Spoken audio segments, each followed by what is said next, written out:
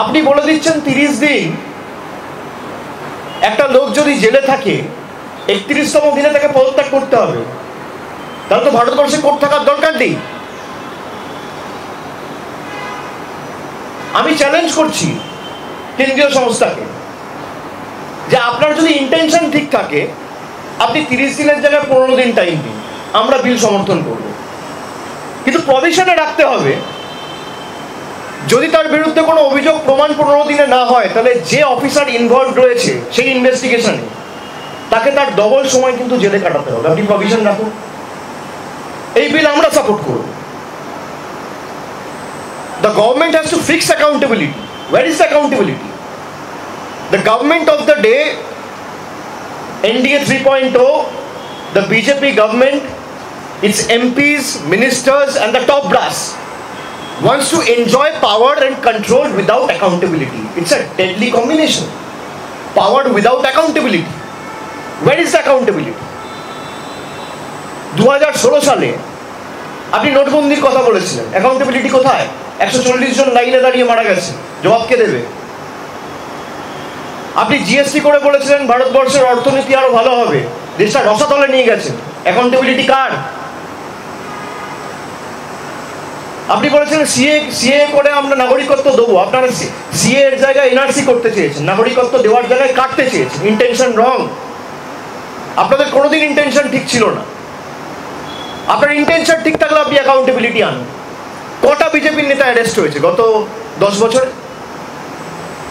যাদের বিরুদ্ধে প্রধানমন্ত্রী অভিযোগ করেছে, এমনকি 7 দিন 10 দিন আগে গিয়েও যেখানে সভা করে বলে এসছে এই লোকটার বিরুদ্ধে অভিযোগ রয়েছে, 10 দিন পরে গিয়ে তাকেই বিজেপিতে জয়েন করিয়ে উপমুখ্যমন্ত্রী করেছে সেই রাষ্ট্রে। তাদের কাছে আমরা নৈতিকতার পাঠ শিখব। যে মমতা বন্দ্যোপাধ্যায় 40 বছর আগে যে টালির চালের ঘরে থাকতো, আজও সেই টালির চালের ঘরে থাকে, সেই মমতা বন্দ্যোপাধ্যায়ের কাছে আমরা নৈতিকতার পাঠ শিখবো না? যে বিজেপি 500 কোটি টাকার পার্টি অফিস তৈরি করে তার কাছে আমরা নৈতিকতার পাঠ শিখবো? আপনার ইন্টেনশন কোনোদিন সঠিক ছিল না। সুপ্রিম কোর্ট বলেছে, কারেন্ট যিনি chief justice, justice B R. Gavai, তিনি বলেছেন just in case even if they are convicted, you মানে ED have been successful in sentencing them almost without trial for years. আজকে দিল্লির সত্যেন্দ্র জেনকে আপনি প্রায় 2.5-3 বছর জেলে রেখেছেন, কোনো তথ্য প্রমাণ দিতে পারেননি, তার বিরুদ্ধে কোনো অভিযোগ করতে পারেননি। তাহলে আজকের এই লোকটা 3 বছর গেল, এটা কে ফেরাবে? ভারতের প্রধানমন্ত্রী ফেরাবে, না স্বরাষ্ট্রমন্ত্রী ফেরাবে, না বিজেপির সর্বভারতীয় সভাপতি ফেরাবে, না ইডির ডাইরেক্টর ফেরাবে, না ইনভেস্টিগেটিং অফিসার ফেরাবে? অনিল দেশমুখকে জোর জবরদস্তি মহারাষ্ট্রে জেলে রাখা হলো, 6 মাস জেলে ছিল, তারপর লোকটি বেল পেল, তার 6 মাসকে ফেরাবে। হেমন্ত সোরেনকে আপনারা জোর জবরদস্তি অ্যারেস্ট করেছে, অরবিন্দ কেজরিওয়ালকে আপনারা জোর জবরদস্তি অ্যারেস্ট করেছে, দিল্লির উপমুখ্যমন্ত্রী মনীষ সিসোদিয়াকে জোর জবরদস্তি অ্যারেস্ট করেছে, মহারাষ্ট্রের শিবসেনার সঞ্জয় রাউতকে আপনারা অ্যারেস্ট করে জোর জবরদস্তি 6 মাস রেখেছে। আমাদের পার্টির প্রবীণ সাংসদ সুদীপ বন্দ্যোপাধ্যায়কে গায়ের জোরে 6 মাস ইডি রোজভ্যালির মামলায় জেলে ঢুকিয়ে রেখেছিল। কে ফেরাবে এদের 6 মাস? আপনি প্রমাণ করুন এরা দোষী, আমরা এদের বিরুদ্ধে শাস্তি চাইবো, সবার বিরুদ্ধে। কিন্তু আপনি যদি প্রমাণ না করতে পারেন একটা লোককে, আপনি অ্যাকিউজ বা উইটনেসের নামে ইনভেস্টিগেশনের স্বার্থে মাসের পর মাস, বছরের পর বছর জেলে আটকে রাখতে পারেন না। The doctrine of justice says innocent until proven guilty. In BJP's India, it has completely become opposite. Guilty until proven innocent. How can the central government change the very doctrine of the justice or the judicial system? We have to understand what is your intention when you are trying to introduce or table a bill in parliament. You want to table a bill in parliament without serving a copy to the member of parliaments. But what is your intention? What are your conviction rate? Let me present the facts before you. In the last 10 years, 5,892 cases has been registered. And ED has been probing and conducting investigations in all these 5,892 cases. And out of these 5,892 cases, there has been conviction in only 8 cases. That is a mere 0.13% of conviction rate. Who will answer? The BJP is talking about integrity, transparency. There are 28 ministers in the Modi government, in the current cabinet, who has cases against them. And 19 of such ministers face serious charges including murder, kidnapping, and grave crime against women. And they are talking about accountability, transparency, integrity. BJP is trying to table a bill saying it has got the freedom and choice, and it will, the bill doesn't say, but it goes without saying that if the bill is passed, which they can never do in the next 100 of years, just because the bill is a constitutional amendment and it needs 2/3 majority in both houses to be passed. You need 2/3 majority in Lok Sabha, you need 2/3 majority in Rajya Sabha. And people stopped them. People saw the opposition parties, especially we in Bengal, Samajwadi Party in UP, Congress in different states, DMK in Tamil Nadu, everyone said that if BJP comes out with 400 seats, forget about toppling governments, they will change the very social fabric of this country and they will change the constitution. They will sell the soul of the country. A country that is built on the ideals and values of Babasaheb Ambedkar and Mahatma Gandhi. People gave them 240 seats, and with this 240 seats, a government which is on borrowed time itself is trying and attempting to change the constitution of the country. If your intention is right, why don't you include a provision that if the investigating agency or the investigating officer is not able to prove the guilt by keeping the person concerned in custody for 30 days, then the same investigating officers and the deputy directors and the joint directors of those enforcement agencies will have to spend the double amount of time in custody.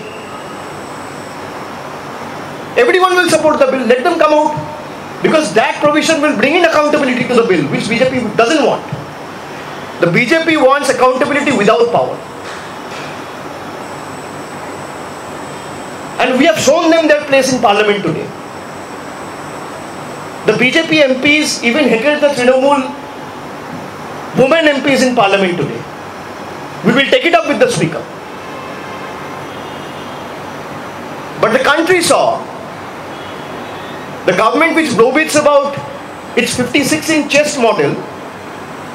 The Home Minister of the same government has to sit in the 4th row to introduce the bill, like a coward. পার্লামেন্টে লোকসভার চতুর্থ রোতে বসে মার্শালদের দিয়ে ঘিরিয়ে তারপর বিল introduce করতে হয়েছে, যে BJP বিশ্বগুরুর কথা বলে, যে বিজেপি দিনকে রাত আর রাতকে দিন করার কথা বলে। এটা বাংলার ক্ষমতা, এটা রবীন্দ্রনাথের মাটি, ঈশ্বরচন্দ্র বিদ্যাসাগরের মাটি, আন্দোলনের মাটি, সংগ্রামের মাটি। এ মাটি বর্ষতা স্বীকার করে না। বিজেপি যদি ভাবে গায়ের জোরে করবো, পার্লামেন্টের ভিতরেও লড়াই হবে, বাইরেও লড়াই হবে। বিজেপির ক্ষমতা থাকলে করুক না, ওয়ান নেশন ওয়ান ইলেকশন। কোথায়? এটা কনস্টিটিউশনাল অ্যামেন্ডমেন্ট। আপনার তো মেজরিটি নেই, আপনি মানুষকে বিভ্রান্ত করতে চাইছেন। আপনি একদিকে ইলেকশন কমিশনকে লাগাচ্ছেন, আর একদিকে এনফোর্সমেন্ট ডাইরেক্টরেটকে লাগাচ্ছেন। ই স্কোয়ার, একটা ই হচ্ছে ইলেকশন কমিশন, আর একটা ই হচ্ছে এনফোর্সমেন্ট ডিরেক্টরেট। একটা ইডিকে লাগিয়ে আপনি বিরোধী নেতাদের স্তব্ধ করতে চাইছেন, বিরোধী শূন্য করতে চাইছেন, আর একটা ইকে লাগিয়ে আপনি ভারতবর্ষের নাগরিকদের অধিকার ছিনিয়ে নিতে চাইছেন। আর যেই আপনি এসআইআর করতে ব্যর্থ হয়েছে, ঠিক সেই সময় দৃষ্টি ঘোরানোর জন্য হঠাৎ 10 ঘন্টার নোটিশে কনস্টিটিউশনাল অ্যামেন্ডমেন্ট নিয়ে এসছে। বিজেপির ক্ষমতা থাকলে পাস করুক না, আমি তো বাংলার মাটি থেকে চ্যালেঞ্জ করে বলছি। এদের ক্ষমতা নেই। বিজেপিতে যারা গেছে তাদের বিরুদ্ধে কোনো তদন্ত হয় না কেন? যাদের বিরুদ্ধে হাজার হাজার কোটি টাকার অভিযোগ, যাদেরকে টিভির পর্দায় টাকা নিতে দেখা গিয়েছে অন ক্যামেরা, তাদেরকে হাইকোর্ট প্রোটেকশন দিয়ে রেখেছে। কার কথায়? কি কুইট প্রো quo হয়েছে আমি তো জানতে চাই। তারা পুলিশকে মহিলাদের যে ভাষায় যে কটূক্তি করছে, কার্যত যে ভাষায় আক্রমণ করছে, তারপরও হাইকোর্ট নীরব কেন? ডিলটা কি?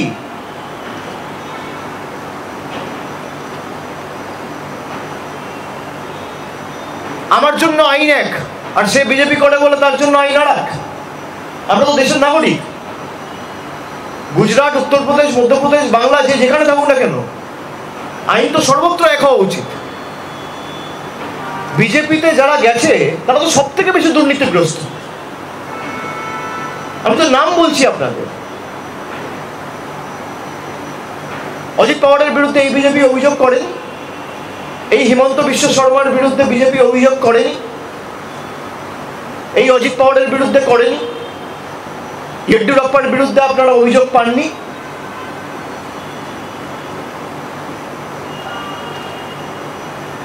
কটা তদন্ত হয়েছে এদের বিরুদ্ধে? আর যারা এদের কাছে বশ্যতা স্বীকার করেনি তাদেরকে শিক্ষা দিতে, তাদেরকে ধমকাতে, চমকাতে, আক্রমণ করতে ইডি সিবিআই লাগানো হচ্ছে।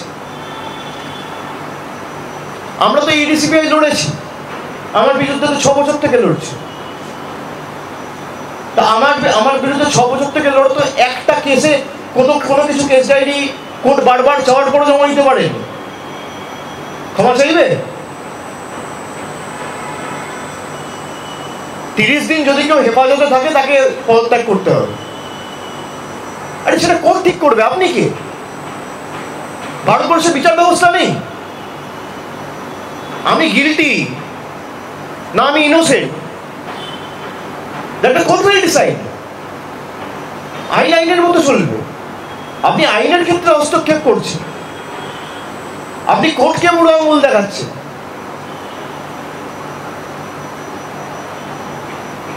এই তো নতুন ভারতের নিদর্শন, এই তো উদাহরণ। বিজেপি যখন ফার্মার বিল ইন্ট্রোডিউস করলো, বিজেপির ইন্টেনশন কি ছিল? ফার্মারদের পাশে দাঁড়ানো, কৃষকদের পাশে দাঁড়ানো, তার শিল্পপতি বন্ধুদের পাশে দাঁড়ানো, তাদের যাতে আরো বৃদ্ধি হয়। যখন ডিমনিটাইজেশন করলো, আমরা চেয়েছিলাম কালো টাকা ধ্বংস, কিন্তু লাইনে 140 কোটি মানুষকে দাঁড় করিয়ে গরিব মানুষের চোখের জল ফেলে নয়। আপনাদের উদ্দেশ্য ছিল আপনাদের বন্ধুদের কালো টাকা সাদা করা। আজকে দেশ রসাতলে তারা আরো ধনী থেকে ধনী হয়ে চলেছে। যখন আপনারা সিএ করলেন, আপনাদের উদ্দেশ্য নাগরিকত্ব দেওয়া নয়, নাগরিকত্ব নেওয়া, ভারতবর্ষের সাম্প্রদায়িক সম্প্রীতিকে নষ্ট করা। আপনাদের উদ্দেশ্য কোনোদিন দুর্নীতি রোখা নয়, আপনাদের উদ্দেশ্য গভর্নমেন্ট ভাঙা।